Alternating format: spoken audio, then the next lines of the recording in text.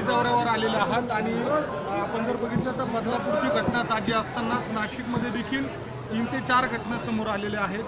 संतापजनक या सगळ्या घटना नक्कीच संतापजनक आहे। गेल्या एक आठवड्यात देशभरातून अनेक जिल्ह्यातून अशा घटना तर समोर यायला लागल्यात, महिला बोलायला लागल्यात। मला वाटतं अपेक्षा हीच आहे की जी न्याय प्रक्रिया आहे ती लवकर याच्यावर न्याय देईल महिलांना। आणि दुसरी गोष्ट म्हणजे शक्ती कायदा जो 2020 मध्ये महाविकास आघाडी सरकारने मांडला होता, 2021 मध्ये पारित केला। 21 पासून आतापर्यंत म्हणजे 3 वर्ष आपण साधारण पाहतोय की राष्ट्रपती महोदयांकडे हा कायदा प्रलंबित आहे। त्याच्यावर लवकर मंजुरी मिळावी ह्याच्यासाठी आम्ही सगळेच लोक मागणी करत आहोत। लाडकी बहिणीच्या मुद्द्याच्या संदर्भामध्ये वेगवेगळ्या स्वरूपाची टीका होत असताना आता जो महिला बालकल्याण विभागासाठी 3% राखीव निधी होता त्यातला आता 1% निधी हा लाडक्या बहिणीच्या योजनेसाठी पळवला जातोय। महाविकास आघाडीच्या काळामध्ये हा सगळा निर्णय झालेला होता, आता हा निधी पळवला नाही। तर ही टक्केवारी मला वाटतं घटनाबाह्य मुख्यमंत्र्यांना जास्ती माहिती असते, पण लाडकी बहीणसोबत आम्हाला सुरक्षित बहीण देखील पाहिजे। काल जर आपण पाहिलं असेल तर बदलापूर इथे काल आणि परवा ह्या 2 दिवसामध्ये मिंदेंचेच एक नेते आहेत वामन म्हात्रे, त्यांनी सांगितलं होतं, रिपोर्टरनंच विचारलं होतं, तू अशी का रिपोर्ट करतेस, तुझा रेप झाला। मला वाटतं तिकडच्या तिकडे त्यांना अटक व्हायला पाहिजे होती। दुसरी गोष्ट, काल मी ऐकलं रिपोर्टरवर FIR टाकण्याची आता प्रक्रिया सुरू झालेली आहे, हे भयानक आहे।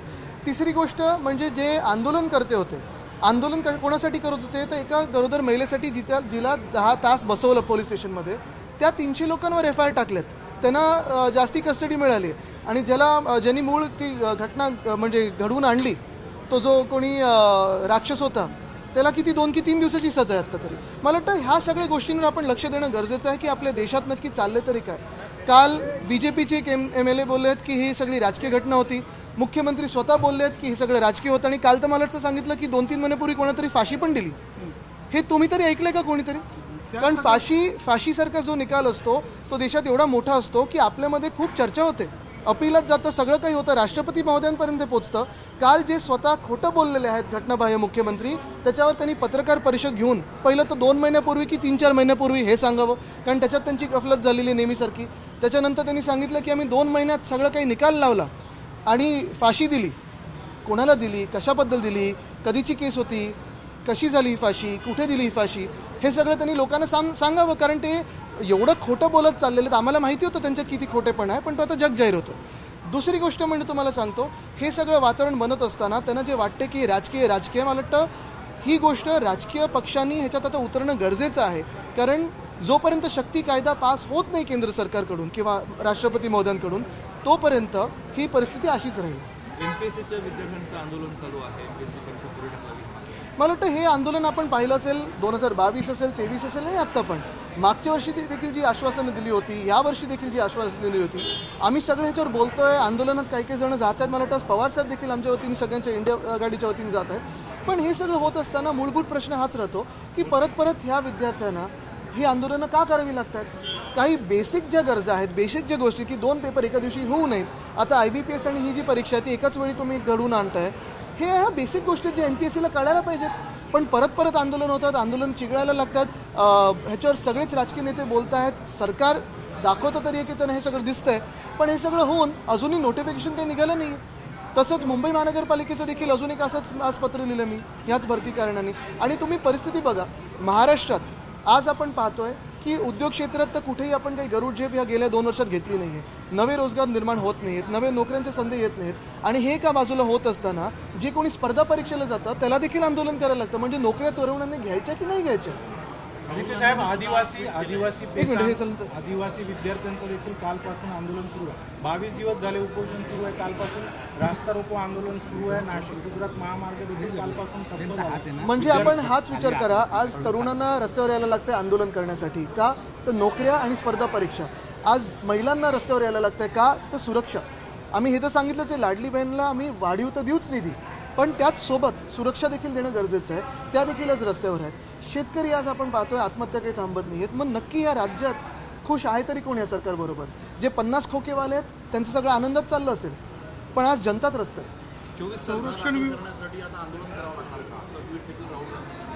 हेच आहे, आणि खरं तर हे गुन्हे दाखल झालेच कशासाठी? म्हणजे एखादा कोणतरी महिला सुरक्षेसाठी आंदोलन करत आहे, 3 की 4 वर्षाच्या मुलींवर जेव्हा असे अत्याचार होतात त्याच्या विरुद्ध कोणतरी आंदोलन करतात, त्यांच्यावर गुन्हे दाखल करता तुम्ही? आणि 300 लोकांना आत घेतं, हे हा कुठचं नाही बरं. काल आम्ही तो व्हिडिओ बघितला, जसं त्यांची परेड केली गेली, जणू काही हेच बलात्कारी आहेत. आणि आपण हे पाहतोय की ह्या देशामध्ये भाजपने अशी प्रथा एक पाडलेली आहे, बिल्किस बानो जातपात धर्म न बघता महिला होती, तिच्या बलात्कारांचं जे स्वागत करतात, औक्षण करतात, त्यांना प्रचारात फिरवतात, त्यांच्याकडून आम्ही काय नाही अपेक्षा करू. जे प्रधानमंत्री महोदय स्वतः रेवण्णाच्या प्रचाराला जातात, हजारो महिलांवर ज्यांनी अत्याचार केलेत, त्यांच्याकडून आम्ही काय न्याय अपेक्षा करायची. आणि आज हेच आहे म्हणून देश प्रश्न विचारत आहे की हा बदल आता घडवणं गरजेचं आहे. 24 तारखेला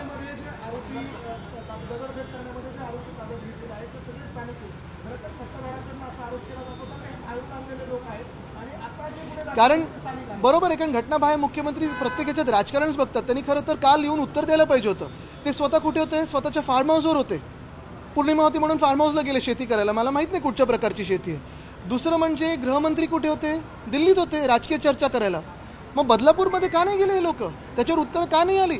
एकतर 7 दिवसाचा विलंब आपण पाहतोय, म्हणजे घटना घडण्यामध्ये आणि FIR दाखल होण्यात. तेही 10 तास बसवल्यानंतर ह्याच्याविरुद्ध जर कोणी रस्त्यावर उतरलं, मग ते राजकीय पक्ष असो किंवा नसो, बाहेरचे असो किंवा आतले असो, परदेशातले जरी असतील, घटना जी घडलेली आहे ती भयानक आहेच. आणि त्याच्यावर जी सरकारचं रिॲक्शन आहे, वामन म्हात्रेंची रिॲक्शन असेल, किसन कथोरेंची रिॲक्शन असेल, मुख्यमंत्र्यांची घटनाबाह्य मुख्यमंत्र्यांची रिॲक्शन असेल, ही भयानक आहे. खरं तर ह्यांच्यावर FIR झाले पाहिजेत, पण उचलतात कोणाला? आंदोलकांना. ज्यांनी जो अत्याचारी आहे, जो त्याच्यातला तो कोण अंकुश की काय त्याचं नाव आहे, त्याला 2 मिनिटं त्या बदलापूरच्या क्राऊडमध्ये सोडून द्या ना, सोडा त्या चौकामध्ये, मग आम्ही न्याय देऊ त्यांना. आपण कालच्या भाषणात देखील मुख्यमंत्र्यांच्या शेतीवर प्रश्न उपस्थित केला होता. अमावस्या पौर्णिमेला नेमकं आपल्याला नाही, माझं हे ऑब्झर्वेशन आहे की त्यांची शेती जी सुपरफास्ट शेती चालली आहे, 3 हेलिपॅड झालेत. महाराष्ट्रातला शेतकरी आज आत्महत्या करतोय, त्याच्या पिकाला भाव नाही आहे. पण आपण आज मालाला भाव नाही आहे, पण तरी देखील एकच शेतकरी असे आहेत ज्यांच्या शेतात 3-3 हेलिपॅड आलेत.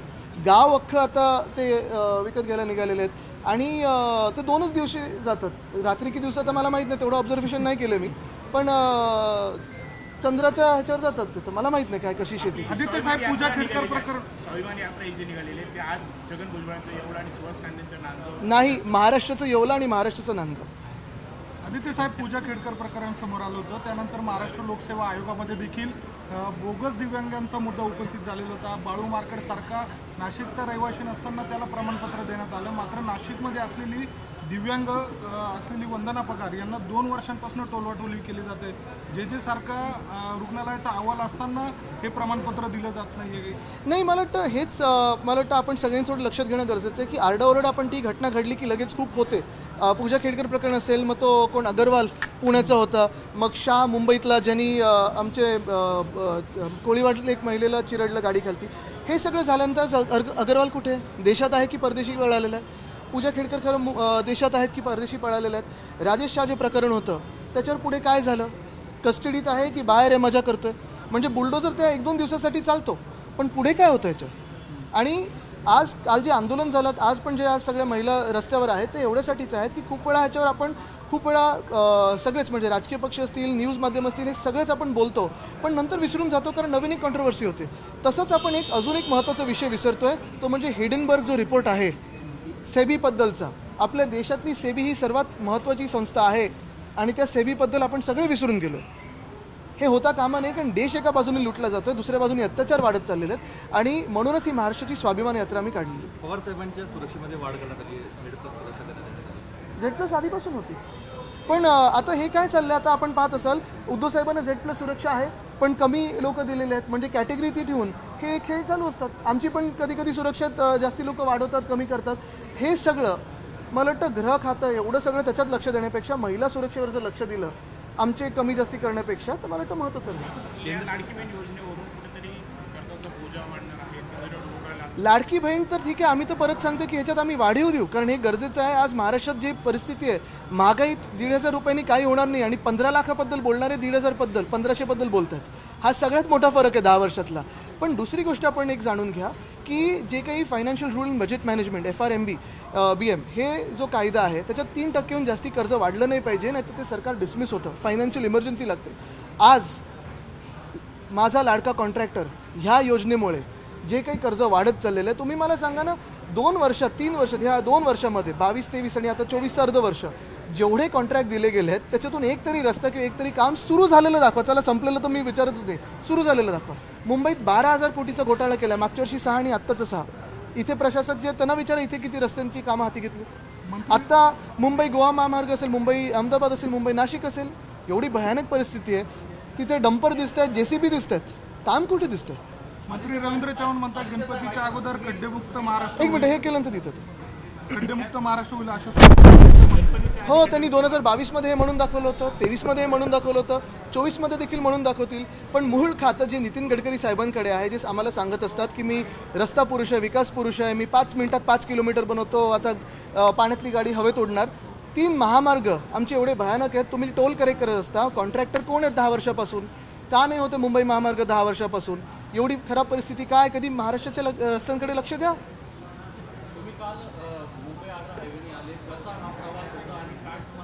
मी काल सांगितलं ना, माझा अनुभव हा मागच्या वर्षीसारखाच होता. म्हणजे तिथे पाठीला लेप लावायचं दुकान काढलं किंवा हाडवैद्याचं दवाखाना काढलं तर अजून जास्ती चालेल टोलपेक्षा.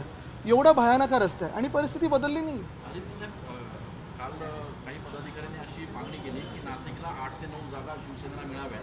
काही चर्चा झाली का? आपली काही फॉर्म्युला ठरतोय? नाही, त्या चर्चेत मी नाही आहे. मला वाटतं जे काही वरिष्ठ नेते आहेत, शिवसेना उद्धव बाळासाहेब ठाकरे पक्ष, राष्ट्रवादी शरदचंद्र पवार साहेबांचा पक्ष आणि मग काँग्रेस आणि मित्र पक्ष. पण तुम्हाला एक सांगतो, ही मनस्थिती पूर्ण आहे, आमची सगळ्यांची आहे की अर्थात खेचताणी थोडी होत असते सीट शेअरिंगमध्ये आणि ती व्हायला पण पाहिजे. म्हणजे ह्याचा अर्थ आहे की तुमची ताकद तिथे आहे. पण सगळ्यांनी ठरवलेलं आहे की महाविकास आघाडीचं सरकार पुन्हा एकदा आणायचं, महाराष्ट्र हिताचं सरकार आणायचं आणि जे महाराष्ट्र लुटत आहेत भाजपवाले त्यांना दूर करायचं. आपल्या पक्षाला एवढं लागत